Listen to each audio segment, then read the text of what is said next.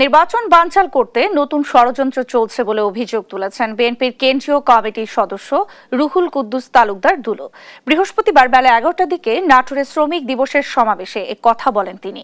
এই নির্বাচন করতে গিয়ে বিএনপি বহু ত্যাগ স্বীকার করেছে জানিয়ে দুলু বলেন, এখন আবার নতুন করে গণতন্ত্র রক্ষার আন্দোলনে নামতে হচ্ছে।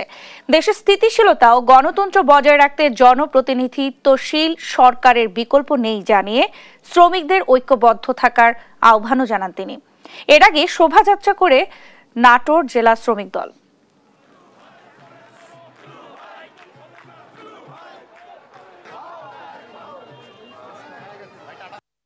এই ভোটের অধিকারের জন্য, এই গণতন্ত্রের জন্য আজকে এটা নিয়ে আবার নতুন ষড়যন্ত্র। আমরা হুঁশিয়ার করে বলে দিতে চাই, দেশের স্থিতিশীলতা, দেশের গণতন্ত্র স্বাভাবিক অবস্থা ফেরত হলে জবাবদেহিমূলক সরকার, জনপ্রতিনিধিশীল সরকারের বিকল্প নাই।